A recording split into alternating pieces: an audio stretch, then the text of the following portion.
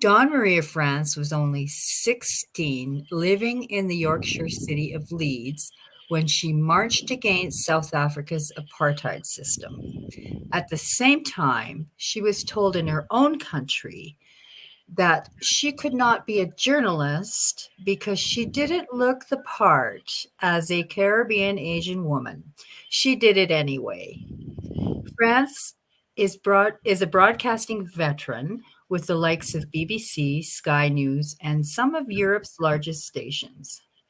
She campaigns for mental health, women, civil rights, civil service, diversity training, poverty, and so much more.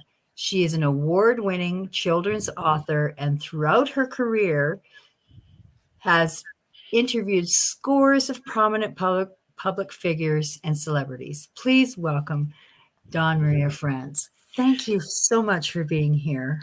Thank you for having me. Where did you find your courage, or where did that courage come from to challenge those cultural norms? I think it came from my family because my great uncle, he was a politician, and he actually he marched for people's rights in the Caribbean. He also was someone who was fundamental in getting the maids the equivalent of the national minimum wage.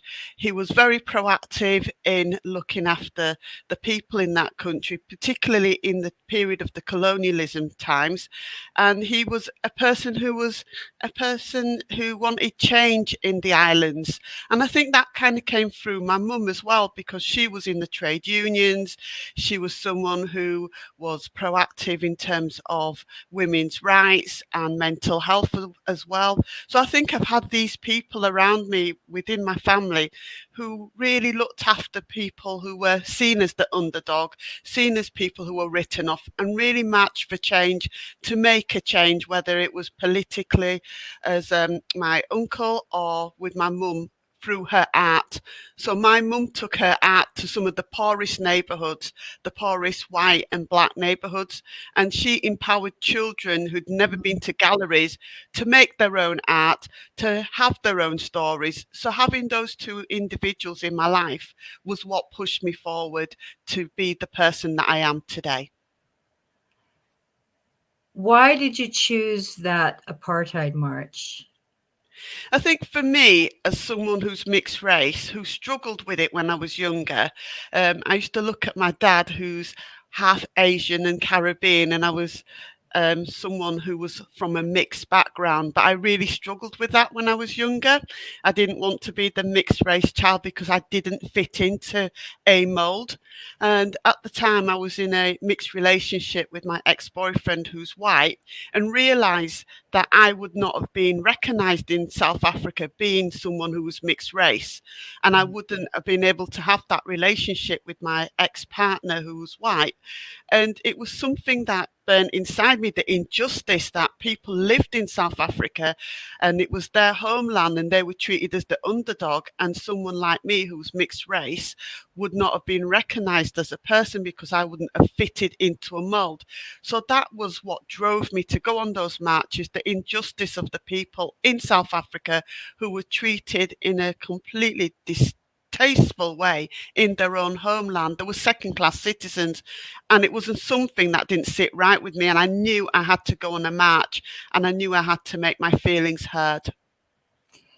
And really, it hasn't been that long since people in the US have have felt that way too. Obviously, there's mixed marriages are a little more open there now, but there was a time where you couldn't have a mixed marriage there as well. So it's kind of nice that the world is changing. Absolutely. It's a much better place. I remember when I was in my relationship with my ex-partner, people used to walk on the other side of the street. People wouldn't talk Ah, to me. They really? they saw me as selling out of my race, not realizing I myself was mixed race too. It was just quite bizarre to have that happen. But of course, we've moved a long way. We had a president in America, President Obama. He himself was from a mixed heritage.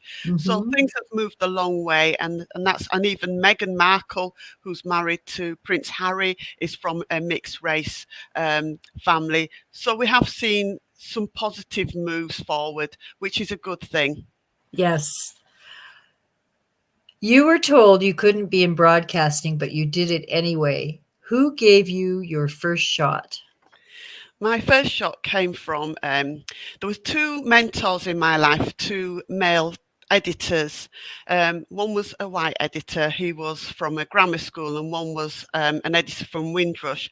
And they both saw this 16-year-old girl and thought, yep, she's got some talent there. And they gave me my first break. My first break, ironically, came from a newspaper in London called the Caribbean Times. And I was 16 at the time, and I wrote a comic strip, and it was a comic strip about a young teenage girl, and it was very empowering. It was about her journey as a teenage girl, and the ups and downs of being a teenager and what she went through and everything.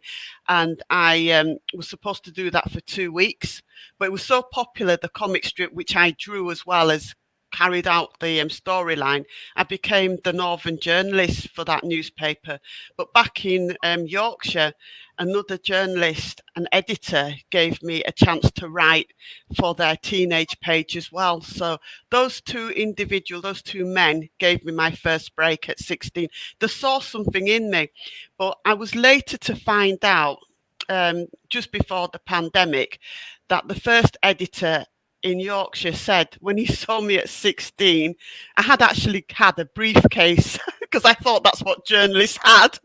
So I went to see him with a briefcase and a plastic bag with my sandwiches in. And he looked at me and thought, yes, she's going to be a journalist. And he coached me, and he really believed in me. And it really touched me that he looked at my 16-year-old self and thought, I know she's going to Wow. be someone. Really touched Wow. my heart. Wow. That's pretty young to break in too. It was. It absolutely was. But I think it was something that I always wanted to do. And those two individuals, those two male editors, saw something, and they nurtured me, and they gave me the opportunities to grow.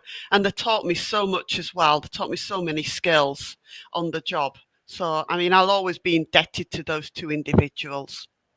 So, were you well received by your peers?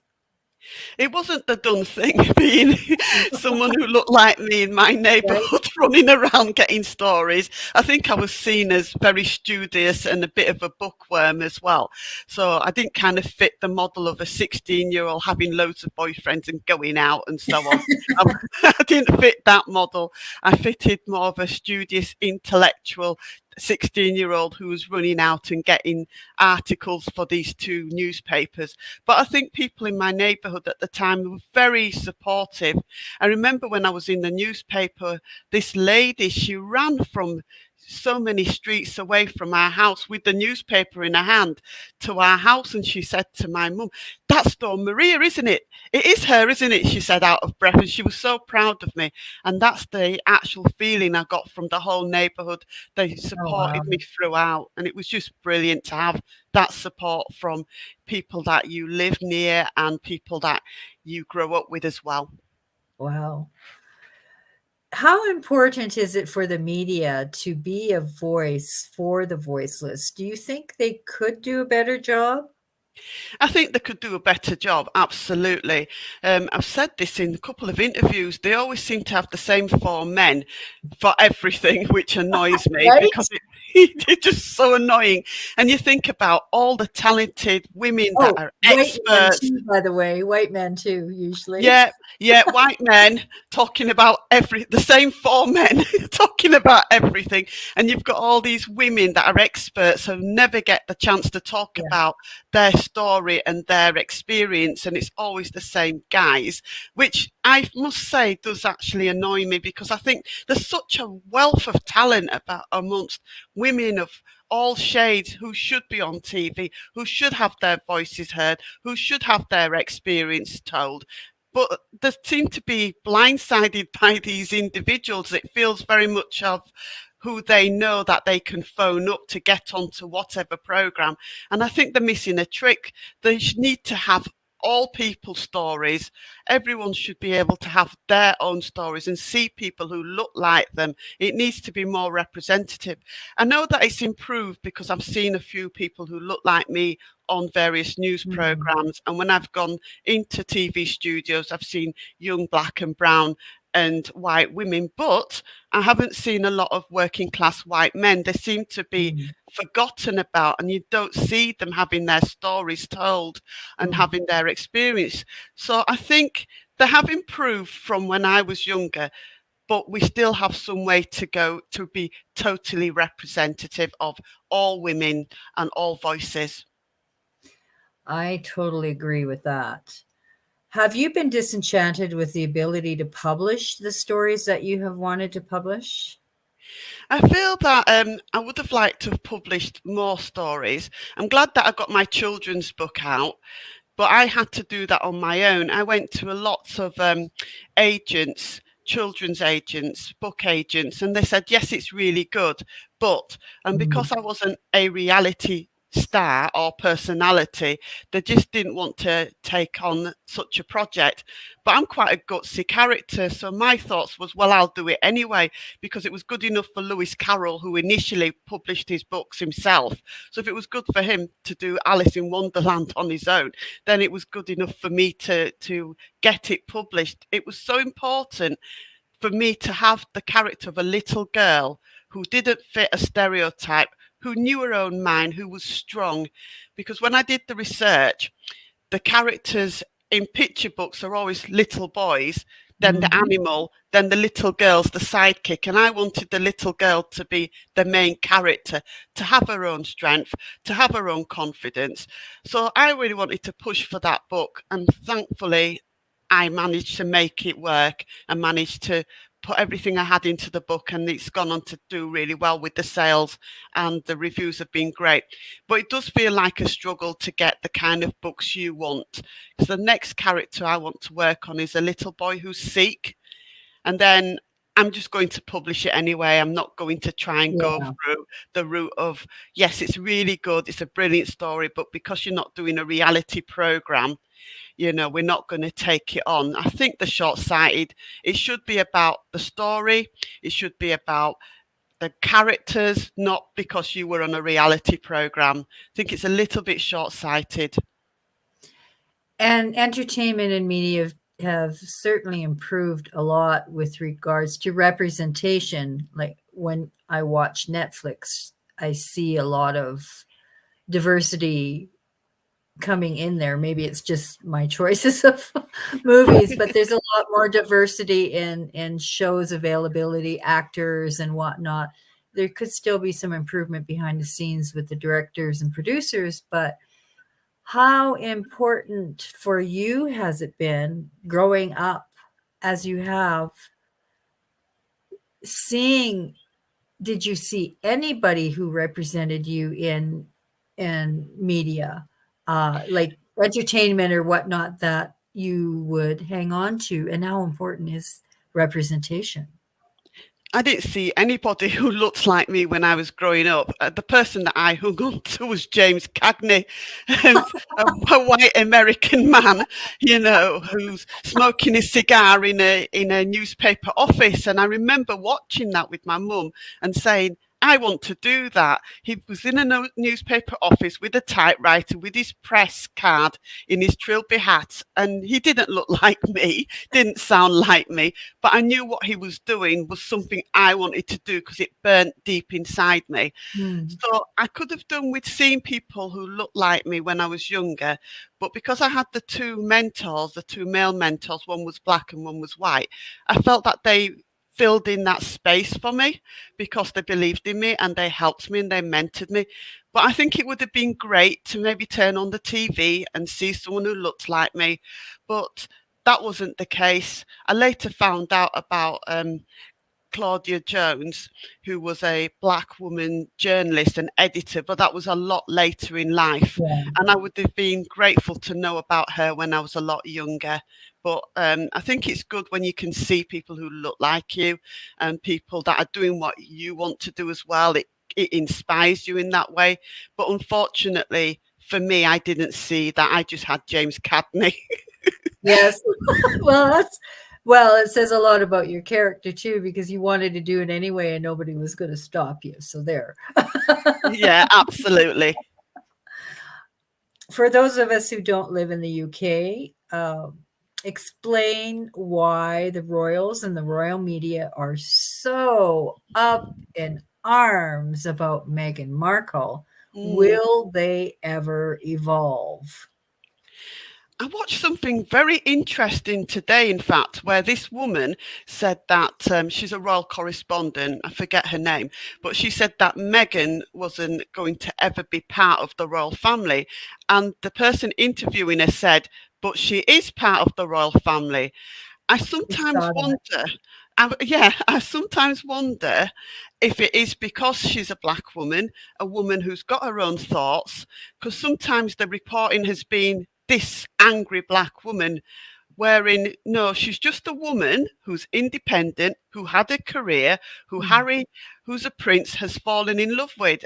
mm, And I once read an article saying that Harry wanted to be with Meghan because she is strong, she is confident, she's the person who can talk to him and the person that he wants to be with. And I think they should just leave it alone. But they always seem to find stories about her being this sort of devil, and she's not. She's just an ordinary woman who has got her own thoughts, her own opinions, but it's almost like they don't like the idea. I mean, some of the racism that I saw oh, was quite shameful.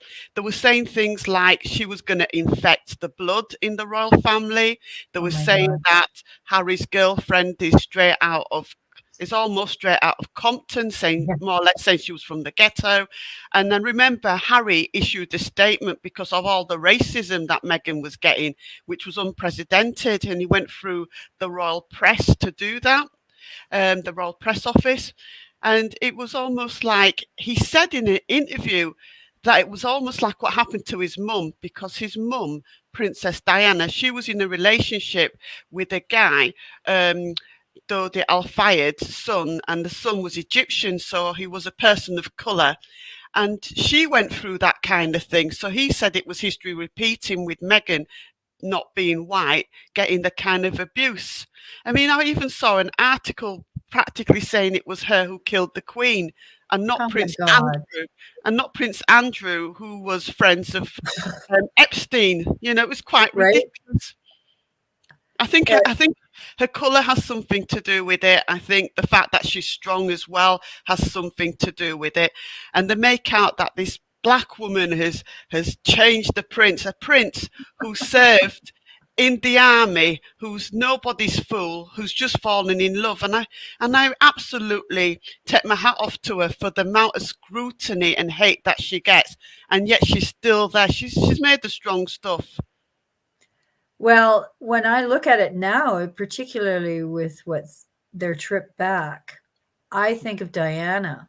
Mm, That's how they treated Diana too. absolutely. And that's what. Diana was universally loved by the world.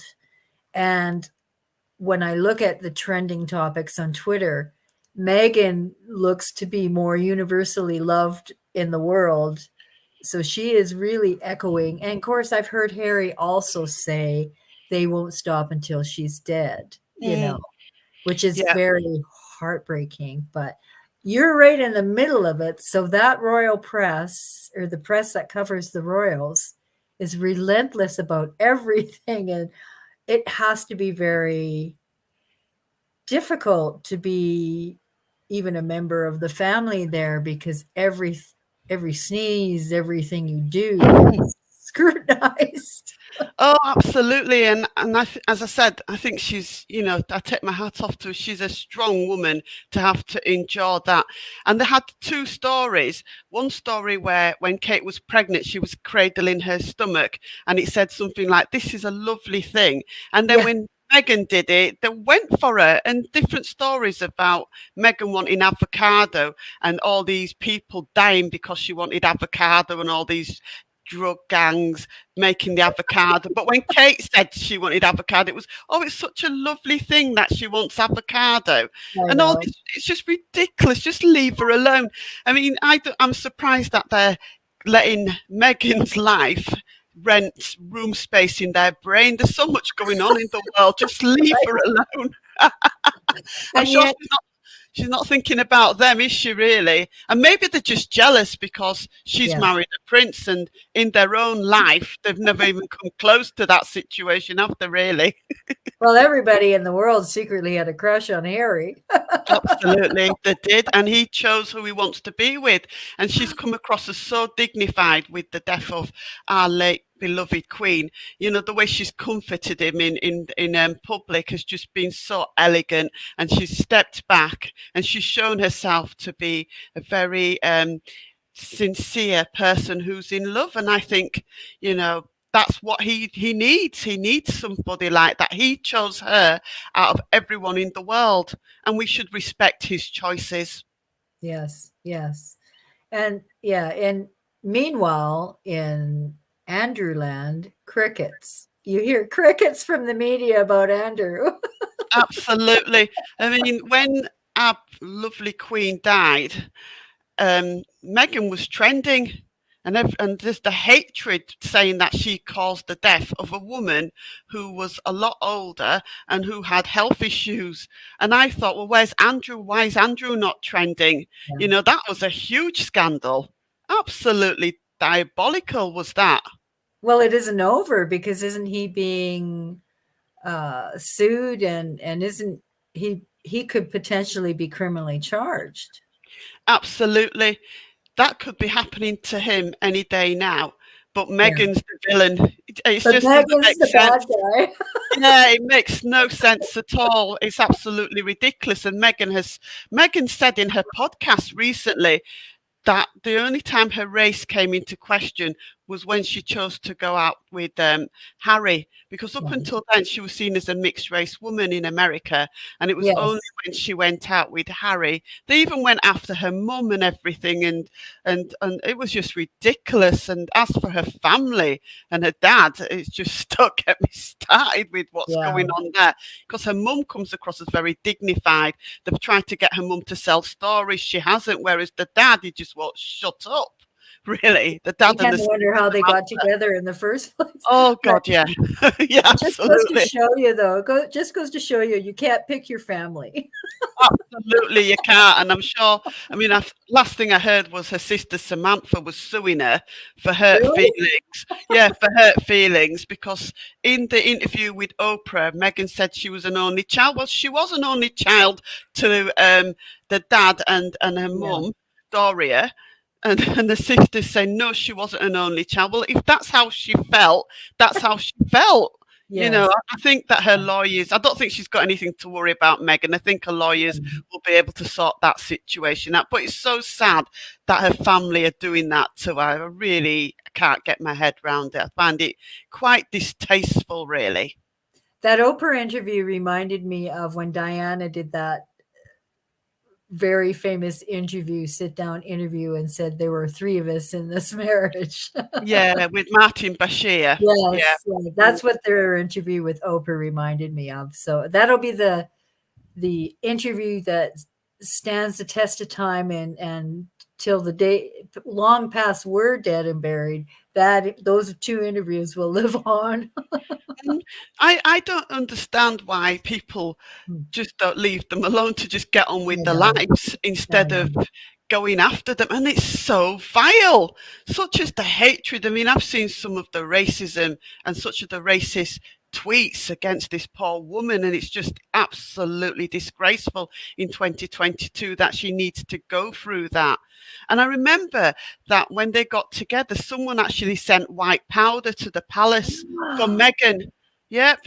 And then there was a UKIP leader, and his girlfriend really said some vile things about Meghan infecting the family blood. They had to back down and apologise, but to even say it in the first place was absolutely despicable. But I mean, she was dating someone who was a politician who was still married. Meghan was Mhm. with the prince, so really, I think Isn't Meghan the won that firm a round. doesn't isn't the PR isn't the firm like the Palace PR? So what to me, like even working in professional sports, when you have a scandal going on or anything going on, you kind of try to buffer things and you try to have a relationship with some of those journalists that you're with, and Mm. you try to, if it's going to be like that, you would kind of try and step in and cushion some of that. But this firm doesn't seem to be doing anything to help her.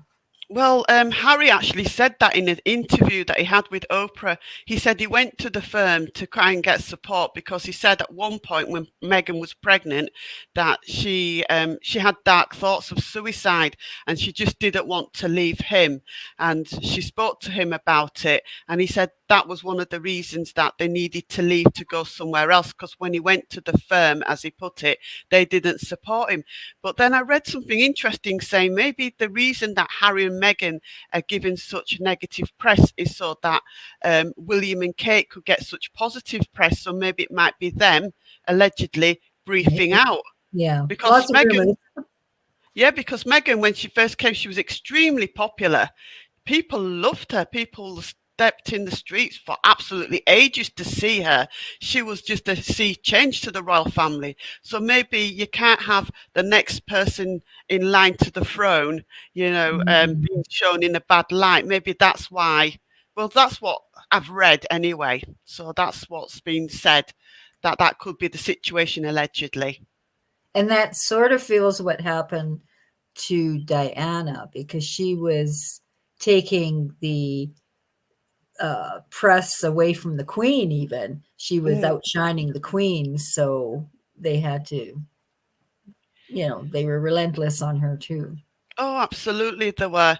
And as I said, Prince Harry said he saw it when she was dating someone who wasn't white and how much harassment she got. And then when he's dating and married someone who's not white, he's getting that. And he said himself it's history repeating. And he Yes. said he doesn't want to lose another woman from his life. This is the mother of his children. And regardless to what people think, that is who he's chosen. And she's chosen him. And I think it's quite a beautiful union, really. So I think they'll give Mhm. each other strength. Yes. Well, you have written and spoken about some real hard hitting pieces involving numerous topics. So, what drew you to writing children's books?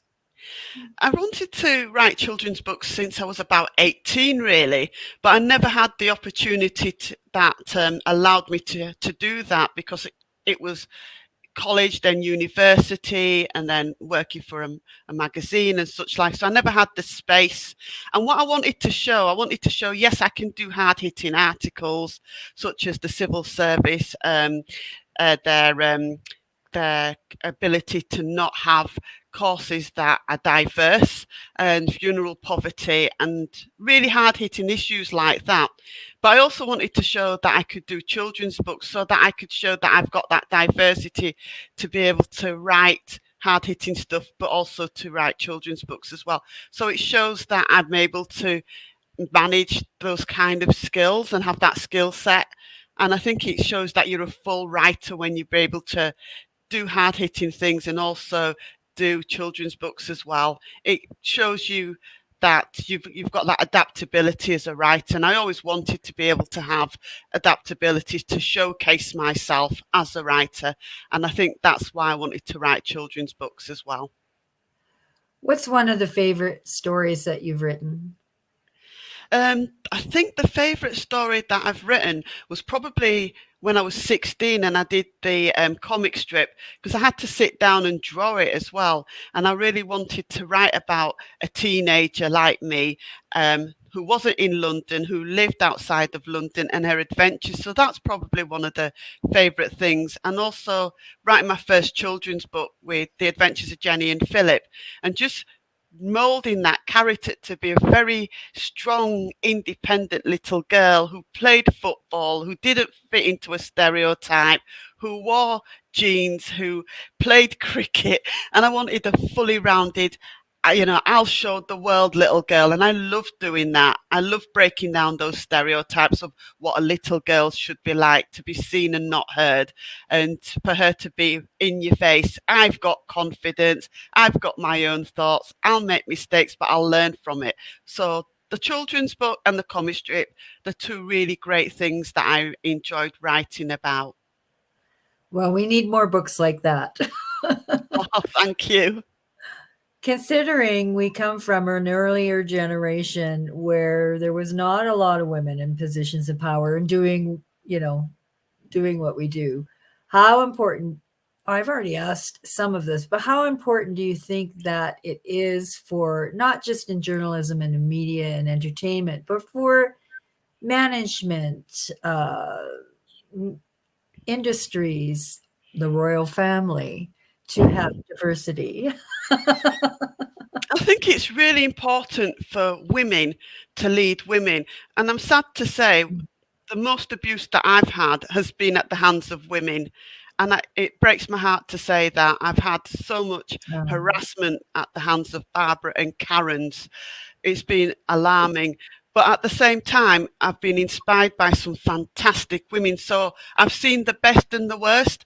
And I think instead of women wanting to impress men by showing how tough they are, they should actually support other women. I think women should be able to support women, to bring women with them as opposed to push them down. So my particular case were women thinking, oh, we'll show you. You think that you've got a voice. We'll show you you haven't. So they were pushing me down instead of lifting me up, which was quite crushing.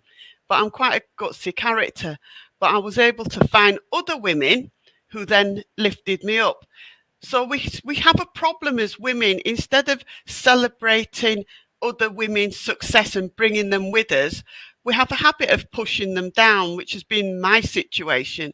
And I think that's where we get it wrong. It's female masculinity and it's toxic. And we need to mhm. get rid of that. As women, we need to support other women. We need to lead and be good leaders and inspire our daughters, our nieces as well.